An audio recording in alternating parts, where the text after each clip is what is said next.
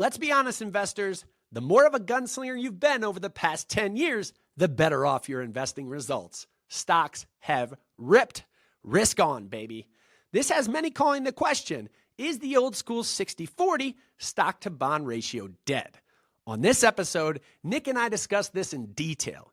Yes, we have a definitive conclusion, and yes, we have the data to back it. From Wall Street to managing hundreds of millions in client money, Nick and I use our alphabet soup of credentials to discuss the investing and tax strategies that actually work. Oh, and we played Division I college football together, so strap in. This one hits hard. Let's go.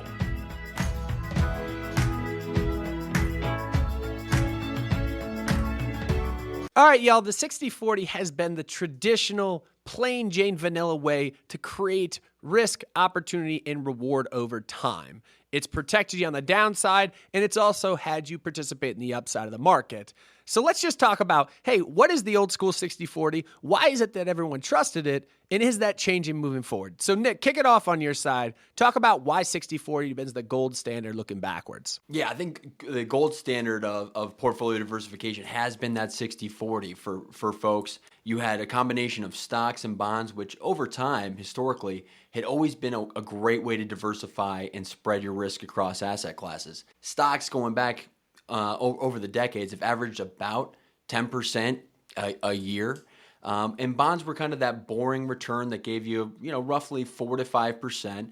And again, when stocks sold off, we saw bonds typically rally. But we're reaching a point, aren't we, Taylor, that diversification benefit is starting to wear a little bit thin. Yeah, I agree. So you think about, the past decade or even century, stocks have done 10. And that's been your breadwinner, right? And us as ex-football players, you got to be able to run the ball too. And that's been your protection, right? That's been the bond side of it. So bonds have done 4 or 5. And they're not exciting, but the reality of the bond is that it's kind of the insurance on the portfolio. So you look back to a 2008 type environment, and you have stocks get absolutely lambasted, down 55% peak to trough, but bonds were up 5 and 6%, keeping your portfolio with its head above water. And that's been the long-term relationship of low correlating an overall diversified portfolio just with stocks and bonds. But then 2022 rolls around, and this isn't the first time in history where correlation between stocks and bonds start to come together, and it seems to come together at all the wrong times. No, that's for sure. I mean, you're looking back at 2022, and it's we're coming out of COVID. We've had extraordinary fiscal and monetary policy, and inflation really started picking up. We had a lot of geopolitical concerns, the war in Russia, and pressures kind of across the board, pushing inflation higher and making the Fed raise interest rates at a historically quick speed. Yeah, in 2022, the Fed raised the fastest pace since 1981. Paul Volcker back in 1981 ripped interest rates higher, but they did it even faster in 2022. So you had this confluence of events where you had the Fed raising interest rates, and you had all of a sudden the war breakout in the Middle East where Russia invaded Ukraine. And what seemed to happen there was just this mushroom cloud of a perfect terrible storm of inflation ripping higher. And at that time, stocks in 2022, the S&P was down 19%, right? That's brutal. And you look at tech stocks, which has been everyone's darling, everybody's favorite, they were down 33%. And everyone looked at themselves and they said, well, thank God my advisor put me in bonds because they protect me when stocks sell off. What's the worst thing on the planet for a bond portfolio, Nick? Rising interest rates. Rising interest rates, my man. And that's a function of inflation. So when inflation went higher, interest rates got ripped higher as well. And so you had the worst year ever for bonds. Ever. Prior to 2022, the worst year ever for bonds was down a meager 3% in 1994. In 2022, bonds were down 13%, a 4-time multiple of their worst year ever. How'd that diversification look between stocks and bonds in the old school 60-40, Nick, in 2022? It was the worst year ever for a balanced portfolio. Any combination of stocks and bonds that you had went down together in unison. Yeah. So anytime you have correlations go to 1, which is what happened there, and everything sells off, you have no ballast. You have no insurance policy. And I think that what the realization very starkly was in 2022 is is there another asset class out here that we need to start to introduce into our portfolios in order to protect against that inflationary environment, rising interest rate environment? And I think a lot of people are starting to realize that alternatives are an absolute necessity in a portfolio at large. Before we get to alternatives, and we will talk about what alternatives we think are logical in this overall environment, complementing the 60-40 traditional with also alternatives. But before we do that, let's just talk about where stocks might go moving forward. We all know that stocks now experienced stretched valuations for 15 years, going up 15% per annum. And so, Nick, just discuss a little bit about where valuations are and what that might allude to going forward from stocks. Yeah, looking at the capital market assumptions, whether it's from BlackRock, State Street, Vanguard, we've got a pretty muted expectations for the equity markets. We've had a tremendous run here over the short term. Looking at the forward PE of the S&P 500, we're sitting at about 22, 23 times next year's earnings. And that entry point is a pretty difficult spot for performance on a go-forward basis. BlackRock looking at 5% annualized returns for the S&P over the next 10 years. Vanguard at 4%. JP Morgan even lower at 3%. So this tremendous period of performance that we've seen, 15% per year, I think it's going to be very difficult to replicate based on where the markets are trading on a go-forward basis. And it's not just our opinion. Those are some of the biggest equity managers on the street. Yeah, and I think when you bring up 3, 5, 7% returns for the next 10 years, people are like, what are you guys talking about? And one of my favorite charts comes from JP Morgan.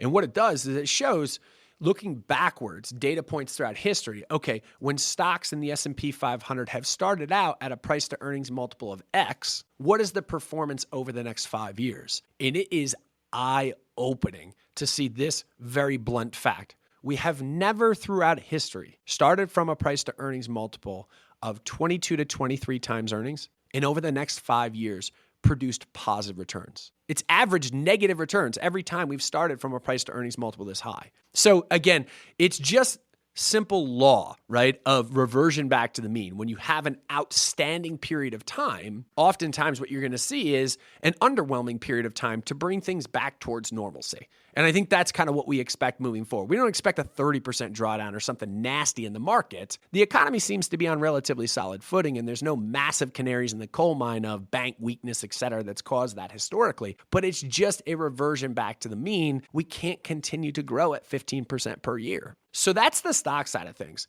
And then I think it's natural then, okay, if we don't want to be all in on stocks because we think the returns are going to be more muted and it's a high risk asset class, so why put all of our chips in the highest risk asset class with more muted returns? Let's look at bonds. And I think that the reality with bonds is we don't have all that rosy of an outlook from bonds either. And I think at the baseline, the crux of what drives bond returns, everything's predicated on the 10-year treasury rate. And the 10-year treasury rate right now is about 4.1%. And to get positive returns out of bonds, you need that 10-year treasury rate to come down. But the reality of the bond market right now is we're facing the backdrop of a massive debt crisis in the U.S. And crisis might be an bombastic type word. But we got $37 trillion in debt right now.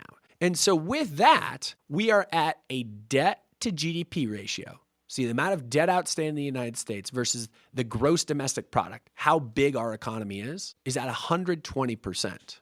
The last time we were at 120% was post-World War II, where we ballooned our debt to build tanks and bombers and things like that. Well, if you go from World War II at 120% debt to GDP, and you fast forward to 1983, when we finally got our debt back under control, let's average a 2.7% return over that multi-decade period. We're at that same debt to GDP ratio right now. Nick, am I crazy to say that it looks going forward from a bond perspective that we might have more muted returns like we think we're going to have more muted returns out of the stock market? Is that a crazy thought? No, I think that's what the market's telling you here as well. We're looking at checking at Polymarket and what's going on in the short end of the curve. The markets are still pricing in another 2 to 3 rate cuts for last year. However, that 10-year is hanging tough at that 4% level. Looking on a go-forward basis, how much more room do you really have to go on the downside for the 10-year?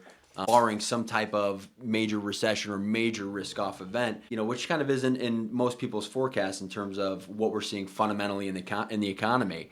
But yeah, I think if you're looking at if your stocks are expensive, you're not looking at great return profile out of your fixed income right now. Where do you go? Where do you start looking to provide yourself some return and additional diversification benefits? Yeah, it's a good question. That's the alternative lens that we're going to talk through here. Let me touch on one more point on fixed income bond side of things before we get there. So one of the things that we have to look at is with $37 trillion in debt, you have to understand the structural, how this actually plays out. So when you have a debt issue like that, there's only really three ways to pay down debt from a country's perspective. One is the optimistic one, and that's just that we have the ability to grow our economy enough and quickly enough where tax receipts just go up rapidly and continue to eat away at debt as that tax receipt and revenue by the government continues to go higher and higher. Again, that's the optimistic outlook, and maybe we have the ability to do that. I hope so, but I doubt it. The second is dire straits.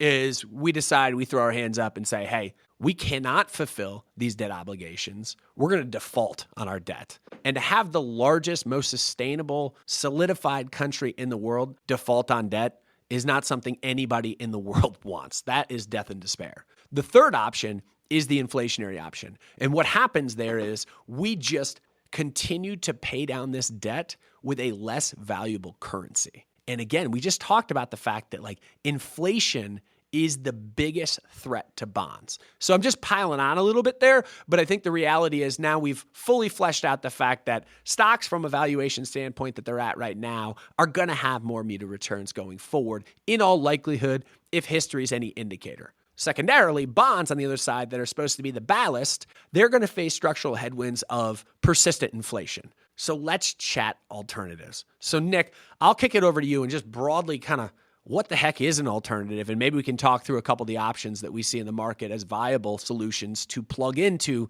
the old school 60-40 to continue to protect it further. Yeah, I think it's the alternative universe is wide ranging. There's synthetic alternatives, things like long, short, or hedge fund type of strategies, which employ different trading strategies to have their securities, those funds move in a different direction, uncorrelated to bonds or stocks.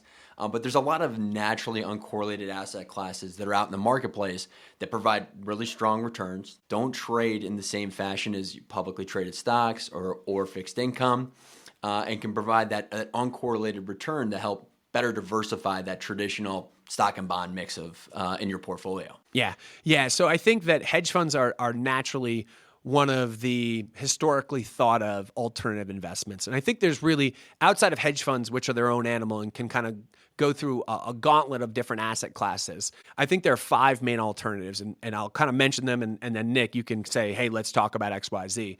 So private equity, private credit, private real assets, private infrastructure, and then the last one is private real estate. Sorry, I lost track there. But Nick, you choose. Let's figure out which one to talk about there, and we can kind of tee it up and talk about where we think there might be some structural advantages in overall. I think the one that we hear the most from people that they're surprised is an investable asset class is farmland. So why don't we go there? How does that work? What's the structure and what is the return profile of investing in something like farmland? So Nick's teeing me up on this one because he knows I'm a redneck and grew up in a one red light farming town. So I got a passion for farmland, right? But to his point, like most people that we talk to about this don't even know farmland's an investable asset. But I'll give you the supply-demand dynamic of farmland because it's such a beautiful, straightforward, clean picture. So every investment is a function, return-wise, of supply and demand. And the more consistent those two things are, the more consistent the returns of the asset are. So what is the most predictable thing on planet Earth? And I always ask people this, and they're like, dude, what are you getting at? Well, if we pull up a global population growth graph, it is perfectly linear from 1960, when the global population was 3.2 billion people, to today, when the global population is 8.2. And you cannot see a waiver in that line. So you think about this, Nick, you and I, and every person I've ever met, they all eat food. Eating food is a function of what drives the demand for farmland. And so as populations get bigger, there's just a bigger need for food. The other side of it is the supply side of the curve, right? And so as you have populations grow, cities get bigger. And cities get pressed out into suburbs. Suburbs get pressed out into farmland, right? So now all of a sudden you have this equation where you have increasing demand very consistently with very consistent very consistent diminishing of supply. High demand, low supply, like that creates a very consistent returning asset class. And you look back, the farmland index has been around since 1991, and it has tracked nearly perfectly the average performance of the S&P. It's averaged 10.6% return per year. But the difference is the fact that farmland has never, ever, ever had a negative year. So whereas from 1992 until today, what does that give us? 1,000 negative years for the S&P. 2000, 2001, 2002, that's 3. 2008, that's 4. 2015, I believe, was negative. That's 5. 2018, 2022. So however many it is, 8 years or whatever of negative returns out of the S&P, whereas farmland, and I say it has never had a down year. It was actually down last year. And that was largely a function of tariffs and China just saying, hey, we'll reciprocate against your tariffs and not buy any more soybeans. But largely that's kind of evaded at this point. It's probably a good entry point to be buying farmland after its first down year in 30 years or whatever it is. Yeah, and that's one of those asset classes where it may not be as sexy and have the return profile of something like private equity or venture capital. But again, when you're looking for consistency in your portfolio, a ballast that's going to perform whenever you have volatility in your equity positions or in fixed income, it's nice to have something that is steady, consistent, and proven to be able to perform regardless of market conditions. That kind of plays brought up a good into... point. You brought up a good point there, just because when you think about, okay, if we're going to start to take down our stock and or bond exposure, right? Stocks being your high risk asset, bonds being your low risk asset, and you're not in love with either one of them right now, you got to have alternatives that take the place of both of them, right? So private equity, to your point there, is super sexy and can provide phenomenal upside to the portfolio. But it bears the downside risk. On the other side of the equation, like we talk about running the football, right? You need something to run the football in replacement of the bonds. That's the farmland side of it. Ground and pound, baby. Absolutely. Yeah, you always need 4 down, get you into a second and manageable. Farmland is kind of in zooming out a little bit. It's kind of part of that real asset bucket within the alternatives universe. Infrastructure, another big part of that. I think what's going on with the AI revolution here in the United States leads to an incredible opportunity on the infrastructure side of things. Why don't we run through a couple ideas in that avenue? Yeah, I think this is one of the most tangible ones right now because Nick, like I'll give you 2 letters, right? I think you've heard me say this before, so you should know what they are. 2 letters to describe the magnificent return of any stock that you've heard over the past 2 years. Like, what are those 2 letters? It's A&I, baby. A&I, baby. AI, right? So everything is AI driven. And when you think about the components of what AI is and you back up the truck a little bit further, like you go type something in a ChatGPT and it spits out a phenomenal answer for you. Well, that's all predicated upon a massive warehouse somewhere that has stacks and stacks and stacks of servers or computers that are generating these algorithmic outputs that are answering your question. And the reality is we currently don't have proper infrastructure in place to provide enough electricity to power these magnificent data centers, right? And actually, this is going to see some social and political bubble up, I think. You're already starting to see it in some places. So I lived in Indianapolis for 5 years or whatever. And on the southeast side of Indianapolis, there's a town called Franklin Township. And this isn't like an ultra-rich area. They need jobs. Google says, hey, we want to come in and put a $1 billion data center in the southeast side of Indianapolis. Like, they should be jumping up and down saying, yeah, we'll take those 10,000 jobs. They're like, nah, we're good. Because they're scared of what's going to happen to their electricity bill as these data centers just suck electricity out of the system. So this brings us to like, okay, what's the investment opportunity? So now what's happening is, largely speaking, they're building these data centers. And let's talk about who's building data centers to start. This is an important piece of the equation, right? These are the large hyperscalers. So it's everything from Microsoft to Amazon to Google to Meta, the largest tech stocks that everyone knows and loves that are generating gobs of cash flow, and they just have cash hoards. So that's an important thing to realize to begin with. Now, we need to build out an electricity unit next to this data center in order to allow electricity to flow. And so they're building these infrastructure centers here that produce electricity. And largely what that means really is a massive turbine facility where they can force natural gas and generate electricity on the other side.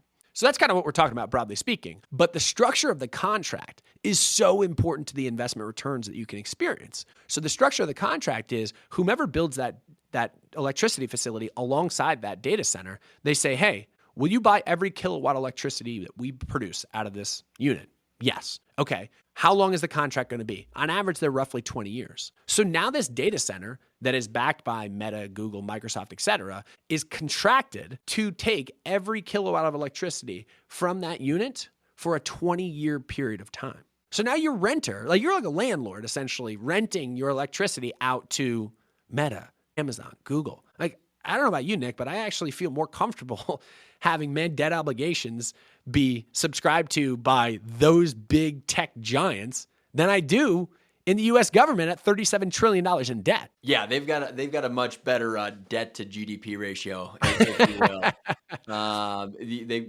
super strong balance sheets on all those companies. And again, if you're looking from just a valuation perspective, Mag 7 tech companies, again, the price to earnings ratio on that is a little expensive. Maybe the markets have priced in kind of perfection for a lot of these AI oriented names and stocks in general. But here's another angle that you can play that. You can come in, get a 10, 11% return with a lot less volatility and kind of wait for an opportunity to get back into those names.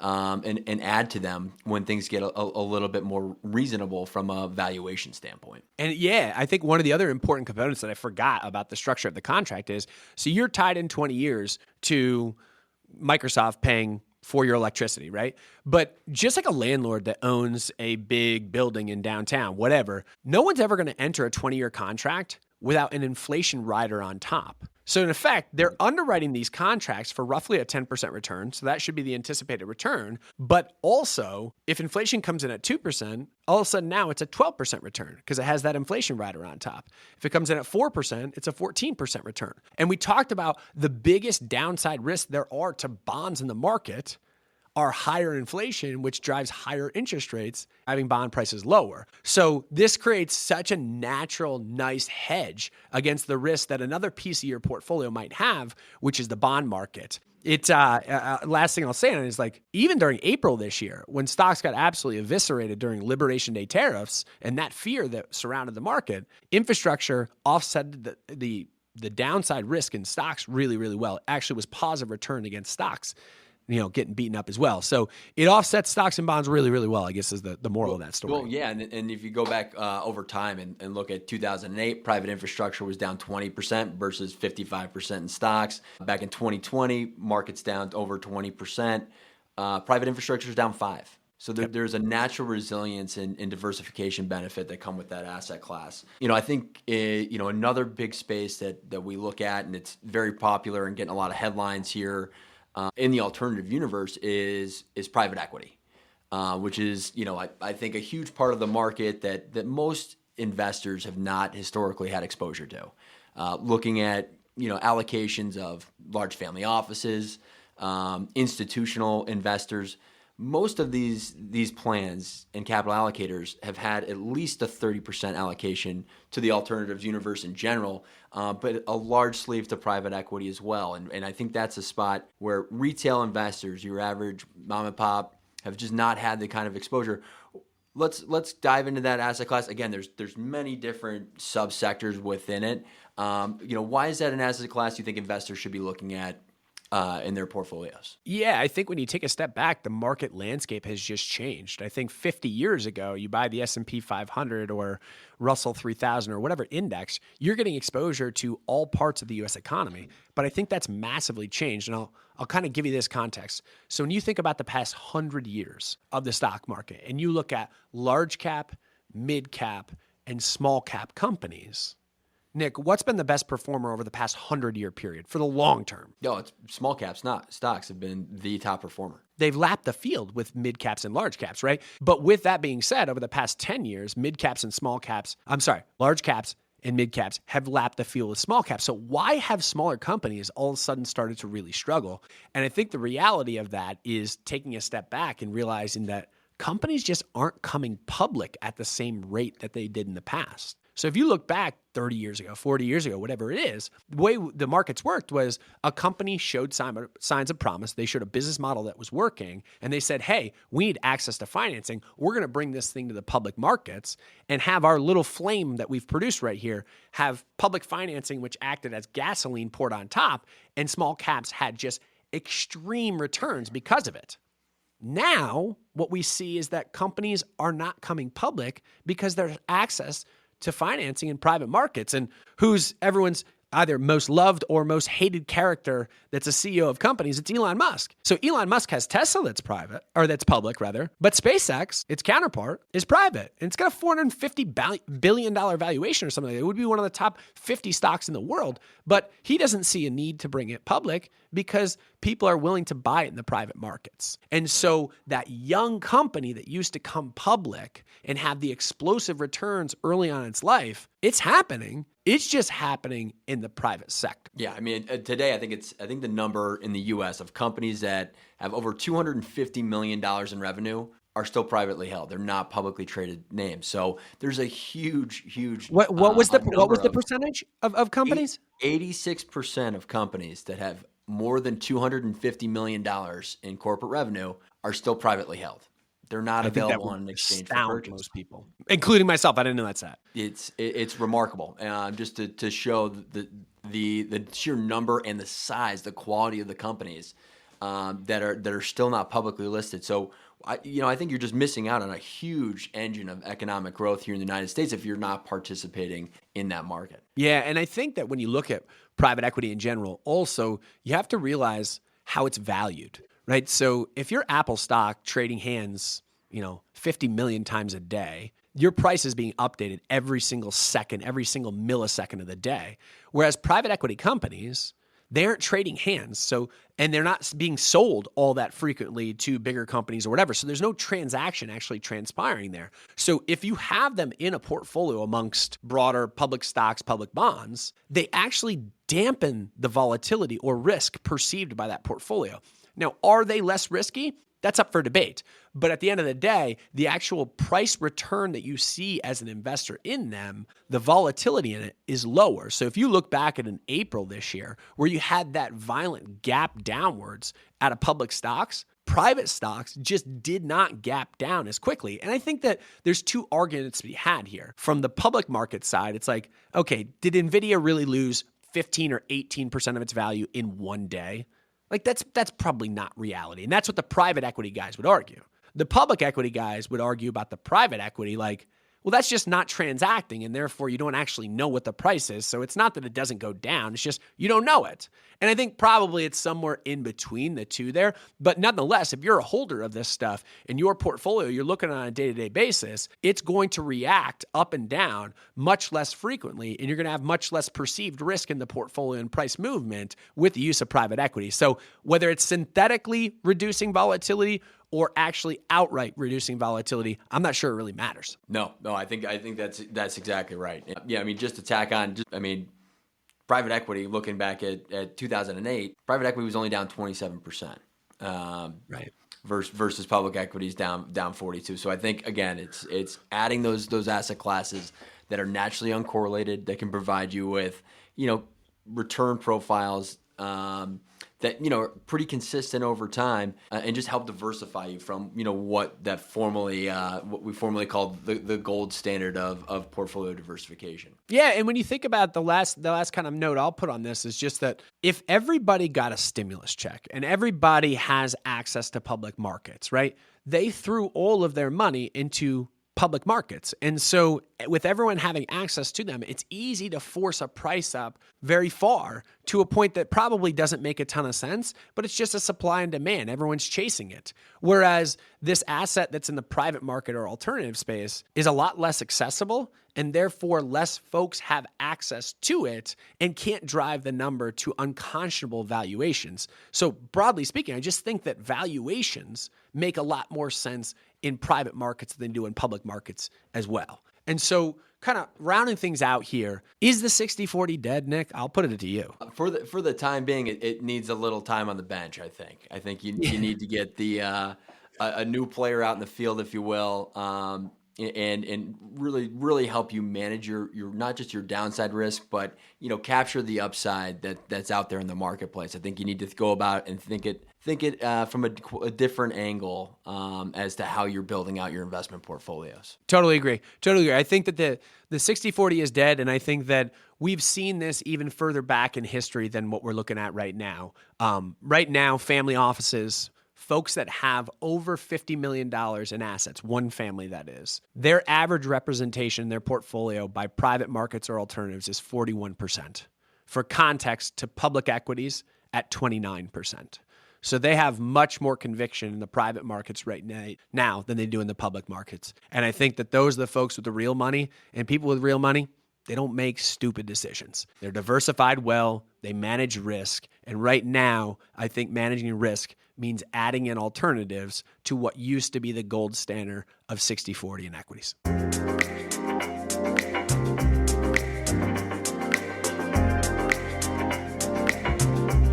information discussed in this video is for educational purposes only and should not be considered investment, tax, or financial advice. Investing involves risk, including possible loss of principal.